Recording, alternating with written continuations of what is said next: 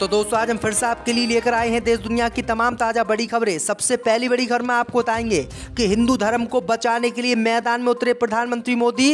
हिंदू धर्म को खत्म करने का ऐलान करने वाले उदयनिधि को जवाब देने का किया ऐलान। बुरी तरह से डर गई है अब उदयनिधि से भाजपा।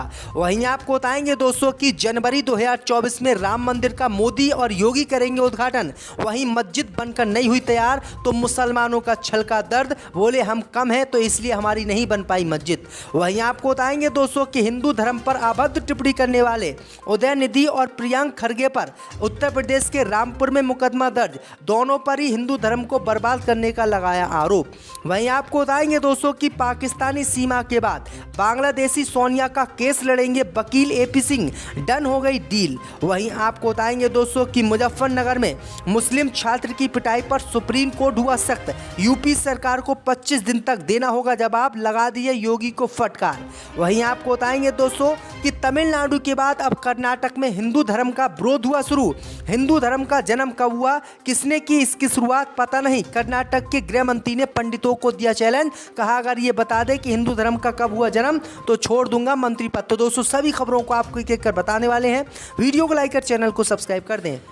इसी बीच पर तो दोस्तों अगली खबर की ओर, तो हिंदू धर्म को बचाने के लिए खुलकर मैदान में उतरे प्रधानमंत्री मोदी। उदयनिधि को जवाब देने का किया ऐलान। जब दोस्तों आपको बता दें कि हिंदू धर्म को बचाने के लिए अब मैदान में खुलकर प्रधानमंत्री मोदी उतर आए हैं और उन्होंने हिंदू धर्म के लिए बहुत कुछ कह दिया है।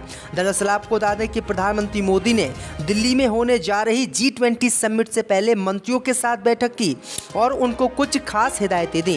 प्रधानमंत्री मोदी ने सनातन धर्म पर हो रहे विवाद पर कहा कि उदयनिधि स्टालिन को उचित जवाब मंत्रियों को देना होगा। प्रधानमंत्री मोदी ने मंत्रियों से कहा कि उदयनिधि के सनातन धर्म वाले बयान पर सही से जवाब दें। साथ ही प्रधानमंत्री मोदी ने मंत्रियों से इंडिया बनाम भारत पर कुछ भी नहीं बोलने को कहा है।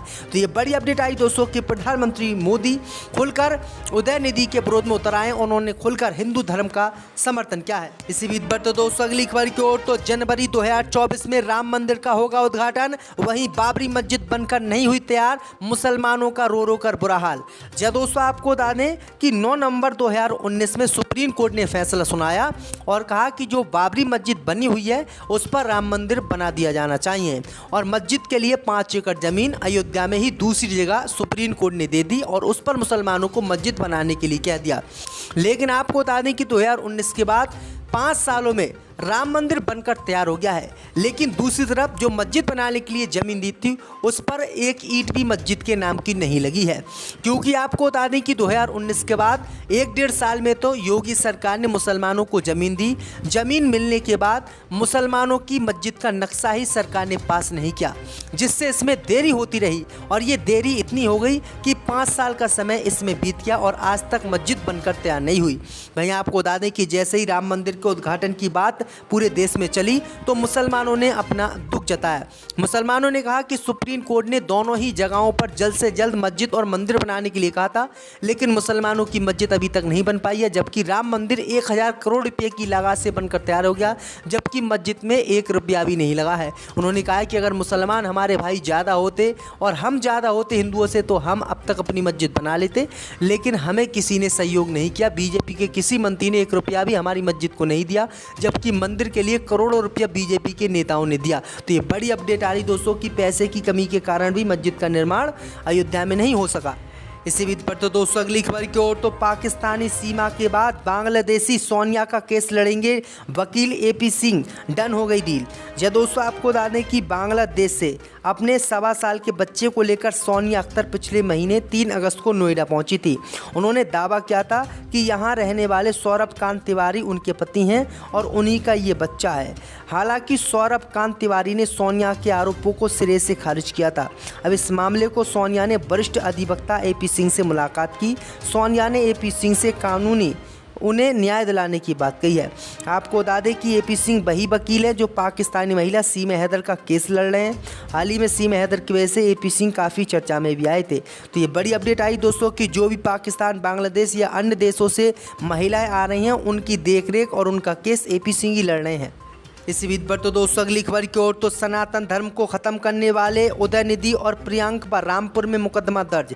जय दोस्तों आपको बता दें कि हिंदू धर्म को खत्म और सनातन धर्म पर अमर्यादित टिप्पणी करने वाले तमिलनाडु के मुख्यमंत्री स्टालिन के बेटे उदयनिधि और उनका समर्थन करने वाले कांग्रेस के राष्ट्रीय अध्यक्ष के बेटे प्रियंक खरगे पर रामपुर में मुकदमा दर्ज हुआ है।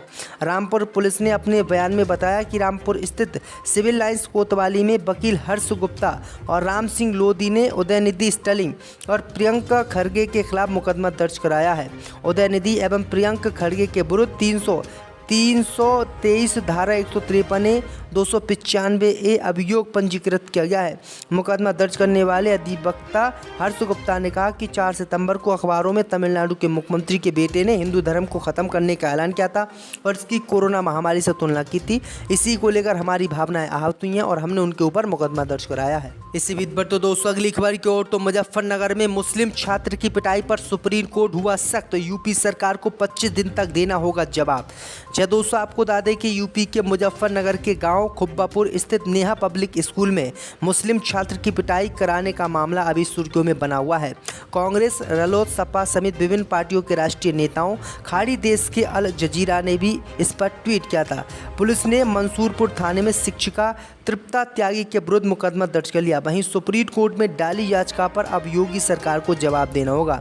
दरअसल आपको बता दें कि सुप्रीम कोर्ट ने यूपी पुलिस को इसमें सतर्कता यानी नरमी बरतने के मामले में फटकार लगाई है और 25 दिन तक जवाब लेने के लिए कहा, यानी 25 दिन का समय दिया कि 25 दिन में योगी सरकार को और यूपी पुलिस को जवाब देना होगा कि इन्होंने क्या कार्रवाई अब तक इन लोगों के खिलाफ की है। इसी बीच पर तो दोस्तों अगली खबर की ओर तो जवान ने एडवांस बुकिंग में गदर 2 को दे दी मात, रिलीज से पहले ही कमाली मोटी रकम। जय दोस्तों आपको बता दें कि शाहरुख खान की फिल्म जवान को लेकर फैंस के अंदर एक अलग क्रेज है। इस फिल्म को पैन इंडिया रिलीज किया जाएगा। हिंदी के अलावा एटली के निर्देशन में बनी जवान तमिल और तेलुगु भाषा में भी रिलीज होगी।